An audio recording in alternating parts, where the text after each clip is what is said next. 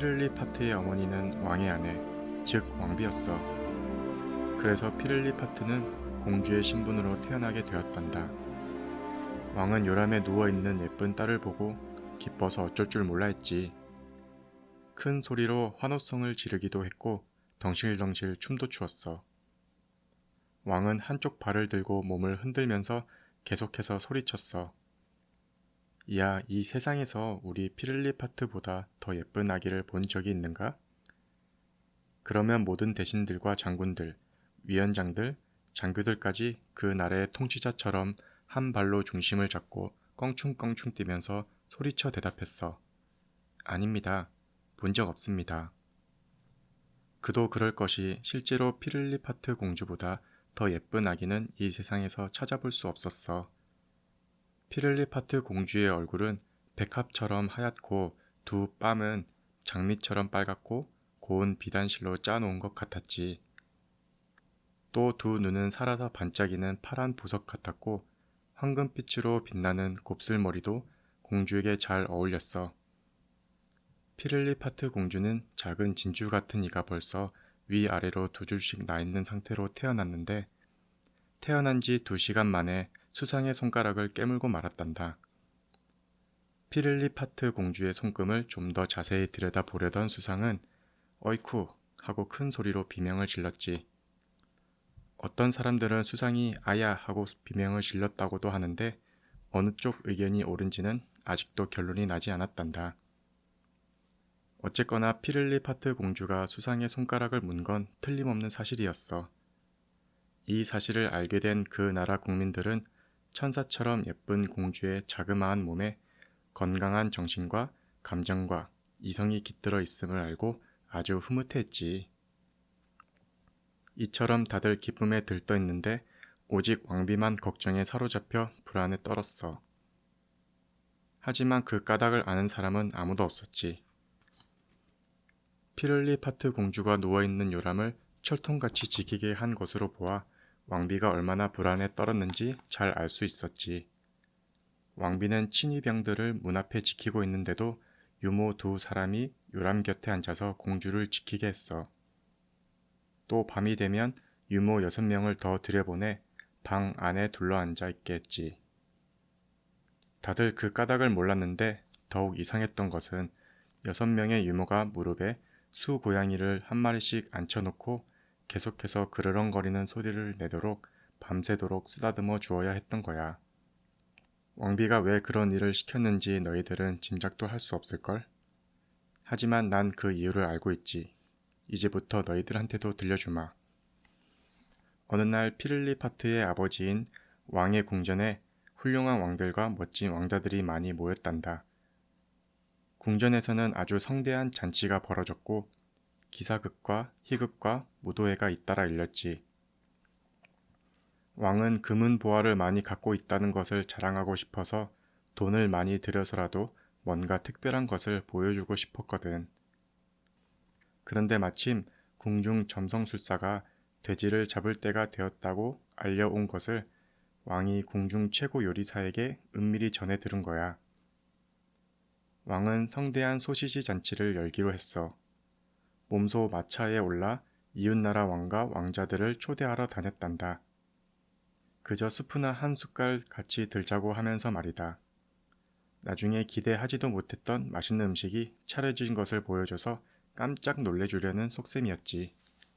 왕이 왕비에게 아주 다정한 목소리로 말했어. 부인, 내가 소시지를 얼마나 좋아하는지 당신도 잘 알고 있잖소. 왕비는 왕이 무슨 뜻으로 그런 말을 하는지 잘 알고 있었단다. 전부터 늘 그렇게 해왔듯이 소시지를 만드는 뜻 깊은 일에 왕비가 직접 나서 달라는 얘기였지. 궁중 최고 재무 담당관은 곧바로 소시지를 만드는데 필요한 금으로 된 커다란 솥과 은으로 된 찜통을 부엌으로 보내주었단다. 부엌에서는 백단향 장작으로 불을 크게 지폈고 왕비는 문직물로 된 비단 앞치마를 둘렀지.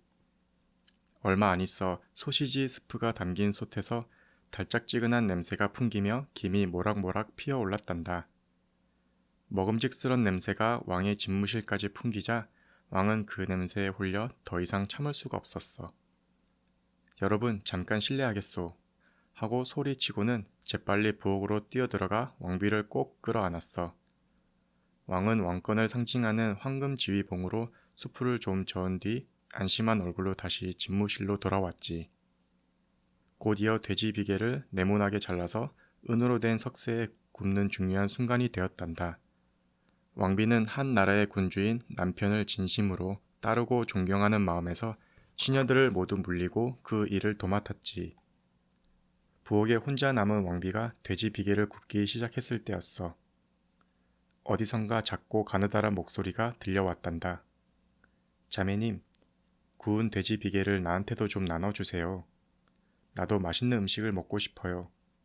나도 내 나라에서는 여왕이니까 나한테도 돼지 비계를 좀 나눠주세요.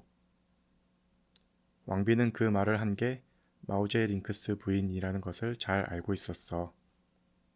마우제 링크스 부인은 벌써 여러 해 전부터 궁전에 살고 있었거든. 마우제 링크스 부인은 자기가 왕의 친척이며 생쥐들의 나라인 마우졸리엔 왕국의 여왕이라고 주장했어. 그래서 붓두막 밑에 생쥐들을 잔뜩 거느리고 있다고 했지. 왕비는 착하고 인정이 많은 사람이었기 때문에 마우제 링크스 부인을 꼭 여왕이나 자매로 받아들이지는 않더라도 잔칫날이 되면 맛있는 음식을 기꺼이 나누어 주곤 했단다. 어서 나오세요, 마우제 링크스 부인. 어찌되었든 부인도 내가 구운 이 돼지 비계를 맛보셔야지요. 마우제 링크스 부인은 쪼르르 달려나와 붓두막 위로 냉큼 뛰어올랐어. 그러고는 작고 귀여운 앞발을 내밀고 왕비가 주는 돼지 비계를 차례차례 건네받았지. 그러자 마우제 링크스 부인의 일가 친척들이 모두 달려나왔어. 나중에는 마우제 링크스 부인의 7 아들도 있었는데 그 무례한 장난꾸러기 녀석들은 돼지 비계를 향해 마구 달려들었어. 깜짝 놀란 왕비는 도저히 생쥐들을 막아낼 재간이 없었지. 다행히 그때 여자 국내 대신이 부엌으로 들어가 성가신 불청객들을 쫓아버렸어. 덕분에 조금이나마 남은 돼지 비계는 궁중 수학자의 지시에 따라 아주 정확히 나누어 모든 소시지 위에 골고루 얹을 수 있었지. 북과 트럼펫을 연주하는 소리가 울려 퍼지자 그곳에 있던 모든 군주들과 왕자들이 잔치 때 입을 화려한 옷을 입고 소시지 연회가 열리는 곳으로 왔어. 어떤 사람들은 흰 말을 타고 어떤 사람들은 수정으로 꾸민 마차를 타고 왔지. 왕은 진심으로 환영하면서 손님들을 맞았고 그 나라의 통치자답게 왕관과 지휘봉을 갖춘 모습으로 식탁의 윗자리에 자리를 잡고 앉았단다. 간을 넣은 소시지를 먹을 때였어. 손님들은 왕이 점점 창백해지는 얼굴로 하늘을 올려다보며 나직하게 한숨을 내쉬는 것을 알아차렸지. 이루 말할 수 없는 큰 고통이 왕의 가슴을 후벼 파고 있는 게 느껴졌지. 그러다가 피를 넣어 만든 소시지가 나오자 왕은 한숨을 쉬고 큰 소리로 울음을 터뜨린 뒤 뒤로 털썩 기대앉았어. 왕은 두 손으로 얼굴을 가린 채 한숨만 토해냈어. 모두들 자리에서 벌떡 일어났어. 주치의는 불행에 빠진 왕의 맥을 짚어보았지만 모두 헛일이었어. 왕은 까닭 모를 깊은 근심에 빠져 몹시 고통스러워할 뿐이었지. 사람들은 왕을 설득해 보기도 하고 태운 기촉 같은 독한 약을 먹여보는 등 온갖 수단과 방법을 써보았단다. 한참이 지난 뒤에야 왕은 정신을 되찾은 것 같았지. 왕이 들릴락 말락한 소리로 중얼거렸어. 비계가 너무 적었어. 그러자 왕비가 절망에 빠진 얼굴로 왕의 발치에 몸을 던지고 흐느껴 울기 시작했어. 아, 불쌍하고 불행한 남편. 아, 얼마나 고통스러우셨을까. 여기 이 죄인이 당신 발 앞에 엎드려 있으니 부디 심한 벌을 내려주세요.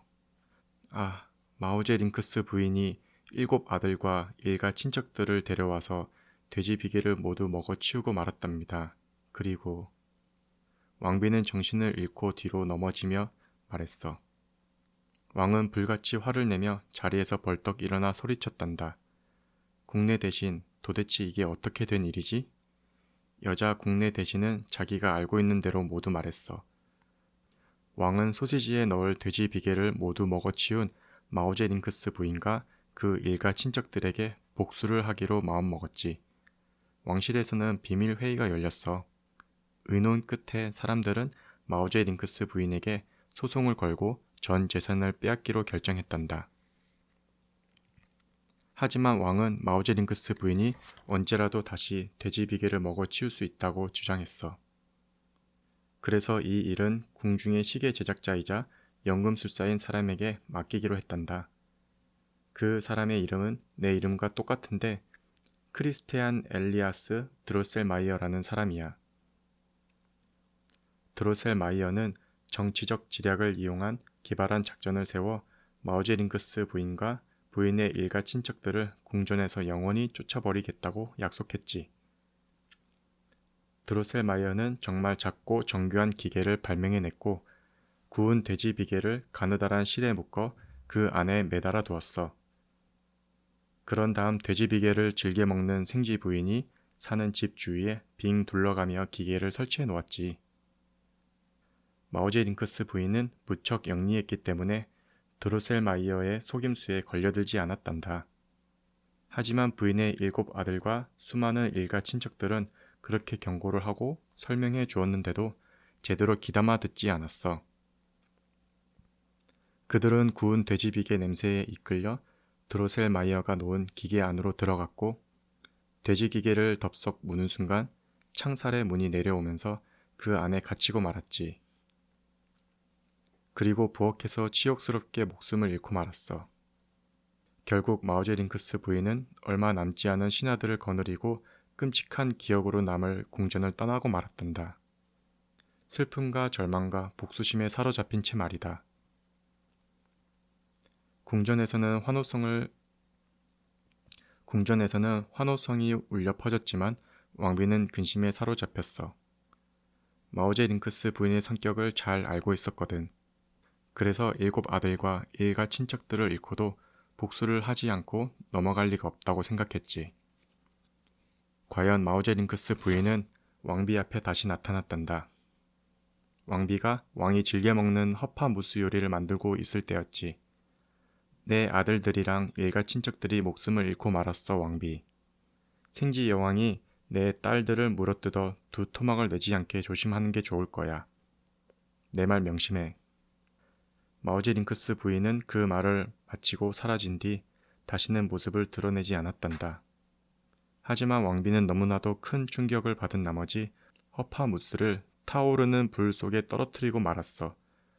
마오제링크스 부인은 왕이 즐겨 먹는 음식을 또 다시 엉망으로 만들어 왕을 몹시 화나게 만들었지.